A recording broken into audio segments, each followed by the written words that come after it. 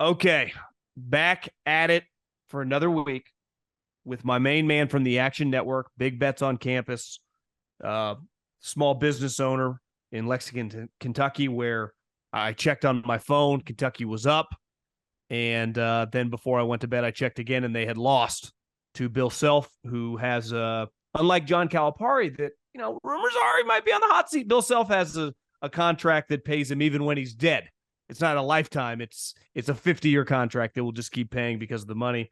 But is Coach Calipari in your neck of the woods under a little heat, Stuckey? Yeah, it was actually, I mean, there's been a lot of rumors swirling, and I shouldn't say I'm a small business owner. It's my wife, and it's family. Yeah, I basically am a small business owner for the amount of money I spend there. But I would say, because look, I moved here in 2018, and I think maybe once, and then they lost right away. But they haven't been out of the first weekend. And we're going on 6 years, which, by the way, kills the bars here. All anyone cares about is Kentucky basketball.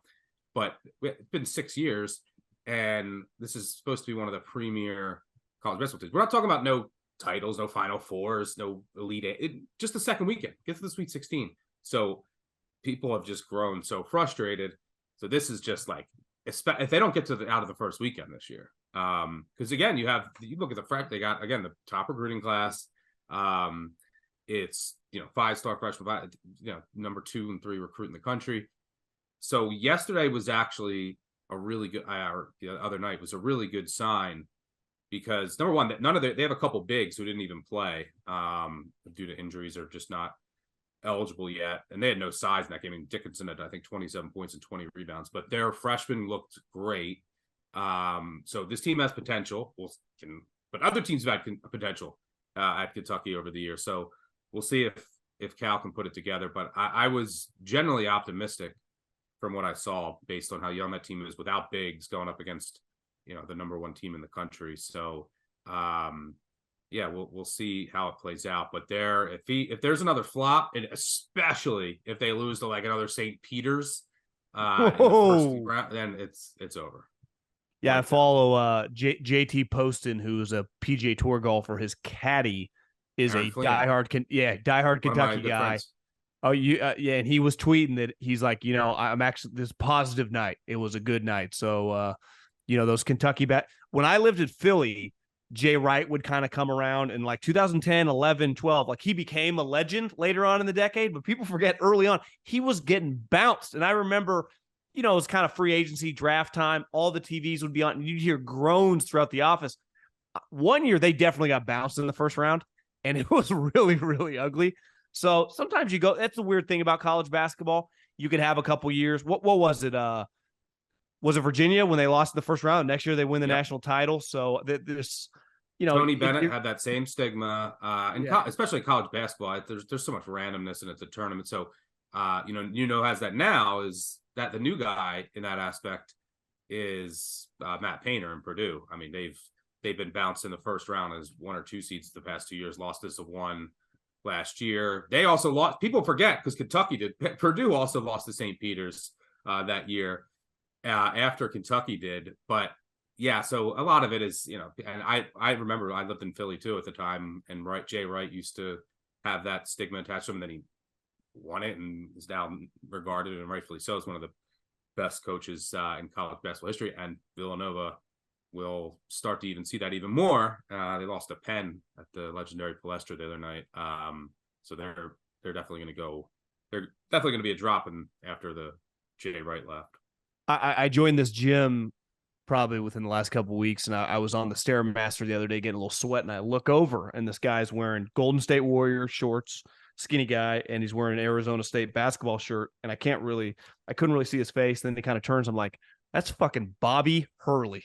He must have been getting a little workout before going to work. And then I looked up, they had just gotten their ass kicked by Mississippi State. But I was like, that guy is that guy helped build a sport, and take it to the next level. I'm like, I hope everyone in this place, I realized I was kind of staring at him, gives this guy the proper respect. Absolute legend right there. Yep. I used to hate him because my dad was a Duke fan, and I rooted against Duke. But yeah, what a legend. Which, I think the Arizona State AD just resigned, so I think he's, might be coach for his job. But come here for NFL talk, get a little college basketball talk. Before we dive into the NFL, next week is usually obviously all the rivalry games. Ohio State, Michigan. I mean, to me, I Googled it the other day. 17 million people watched last year. It was the highest rated college football game in the last 10 years. We'll see what happens. We're recording this before the Harbaugh injunction hearing, whatever you want to call it. If he's able to coach, I think there's a chance, like, of the last 30 years, that's the highest rated, most viewed college football game, maybe ever. I mean, I think the buzz, the drive, obviously, I was shitting on Ohio State a couple weeks ago. They're clearly pretty good, and they're definitely, as you said, better on defense now. But that game, I mean, is there any other college football game this year that's going to sniff that in terms of the importance going into it? No, I mean, not until the national championship, depending on what you get. The playoffs, the college football semifinal matchup. That'll if both teams are undefeated, which they should be, then that'll smash even last year's crazy numbers. The other thing is that it's on that game, which I actually hate. I mean, sometimes I go back and forth. Sometimes I like it, sometimes I don't. But that game's on at noon. Yeah, so everyone's awake, and there's no other game on that gets competing interests. Like next week at noon on Saturday, there's going to be nothing else to compete. Well, I think these networks know you don't even attempt it. There's no point. You're not putting Auburn, Alabama. You don't want to waste any viewer. Just let that stand alone, because now, I mean, Harbaugh's taken this to another level, as he usually does with all the craziness. And Ohio State's matched them just because they keep winning. So it's just, I mean, listen, I'm not trying to get ahead of ourselves. We got a weekend and we got a big game with a playoff team, but that I fucking can't wait. And I think he'll ultimately coach in it too, because there's some precedent for 2-game suspensions for coaches in situations like this. So they suspended him for 3. He'll get his hearing. And it just seems like it'll be one of those things where, like these guys in the NFL, and then they go to a hearing and then you reduce it. It'll be like, hey, you got 2 games you can coach for Ohio State. And the drama with the sign stealing and him returning and a college football playoff position on the line. I mean, it's the Big Ten championship because the winner gets Iowa or Nebraska. They'll kill him. Whether it was a phone call or a text message, I would bet every dollar I have that Harbaugh contacted someone at halftime and said, run the fucking ball every single play. They cannot score. And that quarterback, and I got, I'm sure a million Penn State guys, my Penn State buddies were so fired up on this season. Like, this guy, he's like the college version of Josh Allen. And I've watched him in 2 important games. He stinks. I mean, you can fire the offensive coordinator. That quarterback is not good. And Harbaugh has wet dreams about Kyle Shanahan. If he could win a game 7-0, only run plays, they would gladly do it. And that second half, Harbaugh's dreams of games like that since he was a wee lad in the 70s. Yeah, no one would. I don't think anyone in the world would be happier with a win in that fashion than Harbaugh. Not even a. Would you say Shanahan and Harbaugh are the only 2 guys that dream of runs? Yes, definitely dream of runs. And I have to give, look, and he's terrible. He was a very highly rated 5-star recruit. There's 2 kind of transitions when you're, you have all the tools and you're a 5-star. You go from, your high school to college, and you don't know, you can have all the tools until the guy gets in there. Just because you're a 5-star, it comes down to just milliseconds of pocket awareness, timing, being able to read defense, processing information, milliseconds, right? It's very crazy away game noise, intense environments. Yeah, you got to have poise, short-term memory. You have to have it's all these intangibles when you're talking about all, among the kids that have all the tools. And then, so say you have a kid that does that and is really good in college. That's one speed. That doesn't mean that you're going to be good in the NFL. Then that's the next question. Okay, you have to even be quicker and better and more refined than all of that. And then that's why, you see a lot of these 5-stars jump to NFL and they don't have it. I mean, look at Bryce Young and Stroud. He clearly has it. But yeah, that was an amazing game. I actually bet some Penn State reluctantly, and came back to bite me. Big Jane games, falls again. But the Michigan tackles are way down this year, and Penn State has, some of the best edge rushers in the country. Kid will go in the first round, maybe another in the second. And I said, these Michigan tackles, they've been getting beat by they didn't play anybody. I watched those first 3 series, and I said, Michigan is not going to be able to throw the ball at all. McCarthy dropped back, and he was under fire. I said, man, Penn State's going to be live in this game. They're going to they can win this game ugly. And then credit to Michigan, even without their head coach, who, as you said, I'm sure had input, they completely outcoached them because they just made an adjustment. They would run on first, second. They would just run like quarterback power, quarterback sweep on third and long. Didn't even attempt to pass us the game, and Penn State never adjusted. They're still rushing the edges, and then they were giving up lanes. Just that coaching mismatch, and James Franklin got outcoached again. Shocker. Well, then to me, that's a good little nugget right there, because if Michigan handles business, wins against Ohio State, and is in the playoffs, whether Oregon makes a run, I mean, I watched that game against USC, their pass rush, they got dudes. Obviously, Florida State has the big-time pass rusher, and they historically always have good defensive linemen. We know if Alabama if they get there too, they have great. Yeah, Alabama and Georgia. I mean, both those two teams are just gonna have, I don't know, NFL defensive linemen. So that's something I didn't realize that. I mean, I don't like them as much for everyone anointing them as just going to win the national title. If that is a bugaboo against the teams that you have to play in those final, like you're not getting TCU this year, right? Yep. You're getting a team that's going to have NFL pass rushers. Hell, even if Washington makes it, they one of their pass rushers is really good. He's a first round level talent. So you're gonna have to. You're not going to be able to do that. Right in the playoff games, you run the ball like Kyle Shanahan against the Aaron Rodgers, whatever 5 years ago with Jimmy Garoppolo. You're gonna have to pass. Yeah, and Michigan's run numbers are way down this year as a whole, way down. I mean, they were running wild last year, and they had a left tackle. Their right tackle was kind of weak last year. Their center got drafted in the first or second round. They got another kid who's pretty good from Stafford, who's I think a step below, but. The right tackle's weakness last year, he's still there. The left tackle got drafted by the Dolphins, and the replacement that is this Arizona State transfer who just is getting beat. And it's affecting their run game as well. So the run game hasn't been as good. Now, they played nobody, and they got away with it all year. But that's one of the reasons McCarthy has such good numbers going into last week, because they weren't running the ball well. They were throwing it, and they were playing all these bad secondaries. So, yeah, I think the ultimate downfall of this Michigan team is going to be that offensive line, but we shall see. I also can't wait for Iowa State, Michigan. Okay, one big game this week. You mentioned the line has shifted over this week. I mean, Oregon State is really good. I think if I'm UCLA and I fire Chip Kelly, I had mentioned this on the podcast yesterday, Jonathan Smith is my hire. He's from Pasadena. What he's done at Oregon State, his team is just now he's a Chris Peterson disciple, kind of wired and built like some of those Boise teams, a little different in the sense that the transfer portal, his starting quarterback, speaking of 5-star guys that couldn't handle it. Listen, DJ hasn't turned himself into some first-round player, but he's definitely, I would say, resurrected his career a little bit there, and this team is really physical. Washington has just not looked the same since that Oregon game when Oregon has kind of ascended, even though it looks like these two teams are destined to play each other, but the Apple Cup can get weird, and it's not inconceivable all of a sudden Washington is going to struggle to win these. They're an underdog. Now, I've been to Corvallis when I was scouting, tiny little town that loves their team, especially when they're good. That place is going to be fucking bananas. I mean, it's going to be an intense environment.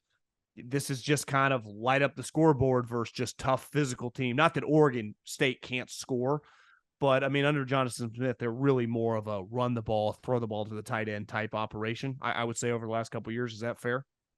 Yeah. I mean, this is a team that's built like more of a, premier team in the 90s. They have arguably, I think they're going to get their star center back this week from injury too. They have arguably the best offensive line in college football. And they're all just older, experienced dudes. Their offensive line is great. They have two really good running backs in Damian Martinez and Deshaun Fenwick. This team is an elite at running the ball. And what Washington cannot defend the run. I mean, at all. They're bottom 5 in things like line yards, which look at like the push that they give up, bottom 5 in rush success rate allowed. And if you look at, some of the teams that they play that actually can run the ball well, I mean, USC was running just a wide open. Every one of the runs was 10 to 20 yards. So I mean, even like Utah last week, you go back to Oregon was running all over them. So this Washington run D is very vulnerable. And so what I think is going to happen, Oregon State should be able to move the ball at will here, just on the ground, and then safeties are going to have to come down. And this Washington defense, I mean, look, Washington has been very fortunate. They beat Oregon by 3. Oregon can't get its 4th down. They beat Arizona State by a touchdown at home. They don't score a touchdown. Arizona State can't make a field goal, then throws a pick 6 at the end of the game to lose. They've only beat Stanford by 9. Stanford is 500 yards in that game. Then they beat USC by 10 in a back and forth game. And then last week, they only beat Utah by 7. So they've won 6 straight games by 10 or less. They've had injuries at safety, and they just don't have the same depth as some of the premier teams. Yeah, so they've had other injuries on defense, and this defense is vulnerable. So I think Oregon State, who, by the way, you mentioned Corvallis, 17-1 against the spread at home in their past 18 home games. 17-1. Insane. So I think Oregon State's gonna be able to move the ball. Now, Washington, especially if they get McMillan back, they already have 2 of the best other receivers in the country, and you have Penix at quarterback. They're going to be able to throw it a bit. They can do that against anyone. And Oregon State, 2 good safeties. Corners, little weak. They're just okay. So Washington's going to be able to throw it. But what Oregon State does really well, and does better than almost any team in the country, because they're just so well coached, is they are elite in the red zone and on offense and defense. So number one, because they can run the ball so well, they just finish drives off with touchdowns more times than not, and that's going to be easy to do against Washington. And then they kind of bend but don't break on defense. Washington, meanwhile, they're really bad in the red zone on both ends. And part of that is their offense. Once they kind of get reduced in space, it's harder for that offense to operate. So I think Washington's going to be able to move the ball. I mean, that's just what they do. They've been an elite offense. But I think Oregon State's going to get a couple stops in the red zone, and they're going to finish off more of their drives with a touchdown. That's what it's going to go down to. I mean, this game should be close, competitive, but it's a clash style. I mean, if you a style clash, I should say. If you're going to have this one team that wants to line up in shotgun, throw it all over the field, and the other team that wants to kind of just grind and pound you to death. And they can hit explosive runs too. So yeah, it's I love this. The atmosphere should be great.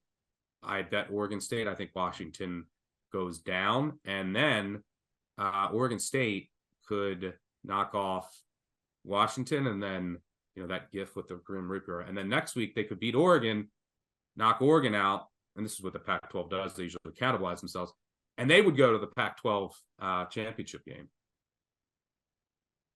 I got the DraftKings Sports Casino right down the street from my house. I think I'm going to go down there tomorrow and place a large wager on Oregon State. That game's at night. I think that's the type of game you just control the clock. You don't give their offense a chance. I like Jonathan Smith. Could be a nail in the coffin of his pursuit to a new. I don't even know if he'd leave. He's from there. He was a quarterback when Chad Johnson was the wide receiver. But you win a game like this with everyone paying attention on a kind of a down week night game. I mean, that'd be a big moment for the dude. So I'm a giant Jonathan Smith fan. It's football season, and you can now get almost anything you need for game day delivery with Uber Eats. What do we mean by almost? Can Uber Eats deliver foam fingers? No. But chicken fingers? Yes. Touchdown dances? No. Buttermilk ranches? Yes. Field goals? No. Grilling coals? Yes. Running backs? No. Ribs? Yes. Blitzes? No. Beers? Yes. Defense? No. Deodorant? Yes. Game-clinching turnovers? No. But pastry turnovers? The kind with delicious apple filling? Oh, yeah. Because that's groceries. And get those delivered with Uber Eats, too, along with food from your favorite restaurants and other essentials. And the best part? You can get it all without missing a second of action on your TV. There you have it. Get almost anything for game day delivered with Uber Eats, official on-demand food delivery partner of the NFL. Order now. Alcohol in select markets. Product availability may vary by region. See app for details. Now let's get in the NFL. The Rams, Stetson Bennett made an appearance a couple weeks ago at Georgia, so he's alive, but he's not on the Rams, so they had to sign Carson Wentz, but it looks like Matt Stafford's back this week playing Seattle, who wins a lot of weird games. Their games are never easy, though they're clearly headed to the playoffs. Sean McVay, little bye week, take a deep breath, baby. What are you thinking? Rams +1 at home against Seattle. Is that Yep. This game's in LA, right? Yeah. Yeah, I like the Rams here. This is part of the circle of life in the NFC West. There's like certain teams, and now because like Arizona has changed a little bit, but it used to be, the Rams own the Cardinals, who own the 49ers, who own the Rams, who also own the Seahawks, who own the 49ers. Like, this is what it used to be. And there was just certain teams that match up well. One of them is and this one still holds, is the Rams own the Seahawks. McVay just owns that defense. Now, they don't run pure cover 3 like they used to, but they still run a good amount in Seattle. And McVay just rips it apart. 9-1 against the spread in their past 10 meetings, including the postseason. Even last year, the Seahawks had to win twice to get into the playoffs late in the season against the Rams. The Rams had John Wolford, and then they signed Baker Mayfield off the street. The Rams covered both those games. The Seahawks won both of those games. Go back to week 1. I mean, Stafford absolutely dominated them, and they ran away with it in Seattle. So, and by the way, I think Seattle has San Francisco, a little bit of you have the Rams coming off of a bye, getting healthier. They should get their linebacker back, their right tackle back, and then Stafford's back. Stafford, and the Seahawks coming off a hard-fought game, 49ers on a short week coming up. So it's a bad situational spot, but this, what ultimately it's Matt Stafford and those receivers are going to be able to rip apart what I think is a semi-overrated Seattle defense. I mean, look, you saw what happened when they went to Baltimore last week. Sam Howell looked like an all-pro through all. I mean, just absolutely tearing them up. They don't get a ton of natural pressure. I think their secondary, love the kid Witherspoon, but just as a whole is attackable. And Geno Smith, I think, will make a key mistake or two here, and Rams will come out of the bye. McVay, good off a bye, great off of a loss. One of the most profitable head coaches in NFL history off a loss. And this is just a great matchup for them. Rams match up really well, know how to attack that defense. So, yeah, I'll take the Rams +1 at home against Seattle. Okay, the Lions, it wasn't a primetime game, but it was the afternoon game on a shitty slate, and everyone was watching Lions-Chargers get an enormous win and kind of solidify themselves as clearly, Niners, Eagles, them, Cowboys, big 4 in the NFC by far. There's no one else that is even in their level. Division games get weird. And listen, Eberflus, while I think physically he looks terrible, like, bro, needs a tan, needs to eat. Looks like he knows he's going to get fired. Their defense has been playing better over these last several games. Division games, just I don't care what your record are. There's also a human element to this. Like, at this point, I know the Lions haven't done anything, but they're clearly good. And they got up for the Charger game. Like, it's hard to watch the Bears and take them as seriously when you're playing a Division II quarterback. I guess Fields could start this week. Yeah, he'll start. He will start. Okay. Did they announce that? Yep. Okay, Fields. So he's going to have fresh legs. That makes them a little more dangerous. I mean, Badgett at any moment could have a decent play, but he also can look pretty terrible. There's an element running here. I think some of these division games, Stuckey, I think I might. The Giants I would throw away right now, but you get more of a touchdown. I don't care how bad the team is, especially if you have your starting quarterback. Is that a bad philosophy to have late in the year? Because I think everyone's all just blowouts. That's not usually the way it works. Yep. Yeah. I mean, if you go back historically, divisional dogs of 7 or more at any point in the season are like 54% against the spread over the past 50 years. Yeah. That's really, really good. Everywhere else you look, it's 50% just in an efficient NFL market at close. And, teams that are, if you even filter it further, like teams that have been covering a lot and against winning teams where the market might be a little inflated in, November, December, it gets up to like 59, 60%, which this fits. So, yeah, I think this line is just a little bit too high. It's coming down. I think it should be a touchdown.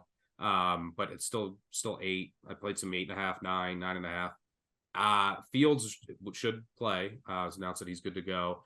You got a couple extra days of rest here too. They played on Thursday night, so a little extended bye. I think this is the peak of the market on the Lions. They're really good. Their defense is still not good. They've played some horrendous quarterbacks this year, or like early in the season, backups and just bad quarterbacks. And they got their numbers were a bit inflated. Anytime they've stepped up in class, they can't get a stop. And they can't stop any mobile quarterbacks, even quarterbacks that move a little bit. I mean, you saw what Herbert did last week. Lamar Jackson, just ran them out of the building. So their secondary stinks. Horrendous. So, yeah, the Bears' offensive line they're getting a little bit better. Their offensive line is healthier. Fields, apparently, from some of the things I've read, he's worked like his 5 and 7 step dropbacks where he was so slow and then you can't do that in the NFL. Apparently, he's like sped up to an NFL that's what he's been working on. So him just getting back there quicker, but yeah, him using his legs here, you have a healthier wide receiver room that's improved. And then you mentioned the defense. Bears run defense is top 5 in the NFL this year. So the run D's been really good because they spend all their money on their linebackers. But over the past 3 or 4 weeks, their defense is trending up in the secondary because their secondary is healthy. Jalen Johnson's playing better. You got Jackson and Brisker back at safety. So, and both your corners are actually playing pretty well. Gordon and Johnson, they're one of the top 5 teams in the NFL defending number 1 receivers. So they could kind of hang in the run game, hang against Amon-Ra. They can kind of hang around here. And why is this? The secondary is not only is it healthier, you also can get an edge rush now because you had Sweat, you had nothing. You had Ngakoue, who can still get there once in a while, but he's older. And then teams just say, all right, we'll take you away. But now you have Sweat.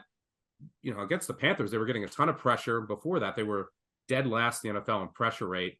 That obviously helps the secondary as well. I don't think they're going to get a ton of pressure. The Lions' offensive line is elite, but this defense is definitely better than the numbers it's put up. So defense is improving. Fields back. Pretty good matchup here. Can use his legs. Will hit some throws against this bad line secondary. Divisional game, catching over a touchdown. Got to go with the Bears here. I think one of the weirdest seasons we've ever seen is the Browns when you factor in all the weird shit with Deshaun Watson, because it was clear earlier, like, God damn, this defense is elite. And, then you lose Chubb like they did. Was that a Monday Night Football? Yeah, it was against Steelers on Monday Night Football. They've just had some devastating injuries. And then he finally, however many games into his career, technically it's more than 12, but it's his 12th start. He has the best half of football he'd ever had, right? 14 of 14, had a 2-point conversion, had a touchdown throw. He just looked like a solid player. And if he was a solid player, you went like, why couldn't that team be in the AFC Championship if he's just solid? And then a couple days later, he's out for the season with a broken bone or something in his shoulder. It's still bizarre to me, 24 hours after it was announced, but it is what it is. I mean, he's crying in his press conference like he's gone. So now they're going with a backup quarterback. To me, this definitely, I don't know, on the short term, you might get a little juice, but the long term, like, you look at their schedule, it is manageable, but I can't take them seriously as a playoff contender now with him gone. DTR starting, clearly you might as what's the point in, like, we're not in trying to just win now mode to try to get Deshaun back. Like, he's gone, you might as well just go with the young guy. That makes me nervous, though, man. I mean, I think a huge advantage he had in the preseason, DTR, who was, I'd say, one of the guys that everyone went like, God, is this guy a star? He was a 5th-year senior. He had played forever in college. The preseason, you're just playing the same defense over and over. And then we saw him in the real game against the Ravens, and it was a joke. So playing the Steelers, I don't really love. Now, this game is at home, but still, I guess that Ravens game was at home too, huh? When he got the start, because they just beat the Ravens in Baltimore. Yeah. The Steelers offense makes you nervous. I don't give a shit if they're playing Alabama, but I just have a hard time. Rookie quarterback who just looks so bad, and I think you got to throw away that preseason. I can't really bet the Steelers because they play in the same freaking game all the time. But I don't know. The Browns make me nervous. Yeah, I played the Browns here. I wouldn't have laid over 3 last week. Well, we didn't recap last week. I could tell you about the Steelers' luck because I watched it firsthand last week. We had him 3.5, the Packers, and he's throwing a touchdown and bounces off the DB and right into the safety's hand. Yeah, not only that, that was what we did. Luckily, the Texans and Cowboys got there easy. Packers should have covered. The 2 things happened. They missed an extra point. Otherwise, they would have tied the game a million times. They went up and down the field. They had 400 yards of offense. This dead offense. By the way, I think the Steelers' defense bit overrated. They have great defensive line and edge rushers. They're going to make plays, but Jordan Love all of a sudden looked like an all-pro last week, moving the ball up and down the field. How about a couple weeks ago, Will Levis? against the Steelers, everyone's like, oh, he can't complete a pass now. So this Steelers defense, I think, might be a bit overrated. But last week, there's a backwards pass. Kenny Pickett just turns around, throws it backwards, 3 yards. It's clear. The Packers get it, go to the 3-yard line. They reviewed it and just said it stands. If you haven't seen that, I missed that. Absolutely perplexed. The luck that the Steelers have had. They've had 6 wins, all by 1 possession, all in comeback fashion. They've been outgained in all 9 games. There's only been 20 teams over the last 100 years that have been outgained in all 9 games. That's the company that they're in. They're the only team with a winning record, and they're 6-3. Their expected wins, if you go based on performance, is 2. They should be basically playing like a 2-7 team. Go back to the Browns game. They came back to beat the Browns. You know, they had 2 defensive touchdowns late. They had negative yards over the final 20 minutes, and they came back from 10 down with negative yards. This team is a complete fraud. I mean, like, their offense is so bad. It's poorly schemed. Pickett is horrendous. They're just getting so lucky in so many facets, and there's going to be a ton of regression coming. Kind of reminds me of that team that started out like 10-0 a couple years back, and then they took their medicine the rest of the way. But yeah, so when I look at this game, I wasn't going to lay over 3 with a low-scoring game. And for what it's worth, the spread is now Browns -1, and I like Cleveland here. Total's down to 33. And if you go back, this is maybe kind of random. Go back over the past 30 years, home teams in divisional games with a total of 34 or less have gone 25-8 against the spread, 76%. I don't know why. Could just be random. It's a small sample size, or it could just be like these games are super low scoring and the home team just makes another play in front of the crowd. I don't know. But the interesting thing is that we haven't seen this scoring isn't as low as it used to be. The last time we saw this, 2012, spread was 1, total was 33. Browns hosting the Steelers. Browns starting a rookie quarterback in that game. Browns win on 8 Pittsburgh turnovers. So that was the last time we've seen it. I found that interesting when I was digging into the game. But I trust the Browns defense here. I think they're the best defense in the NFL.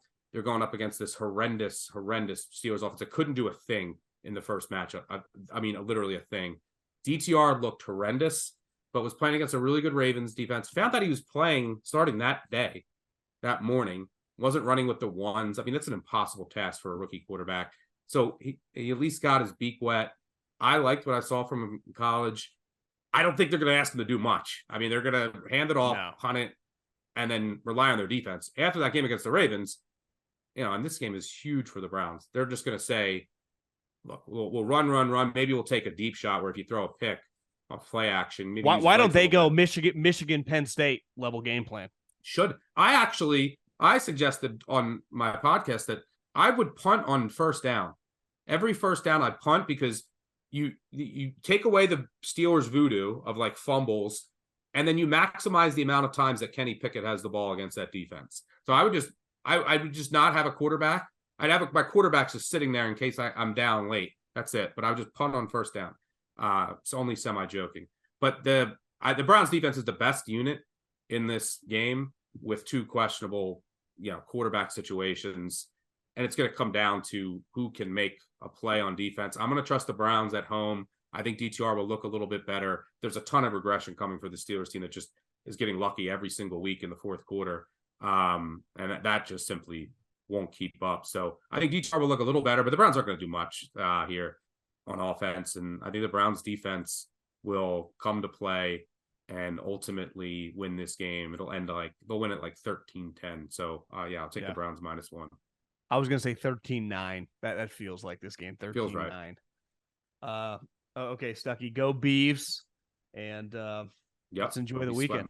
Let's do it. Let's get to the window with the Beavers, and good luck. Let's do it, baby. See you next week.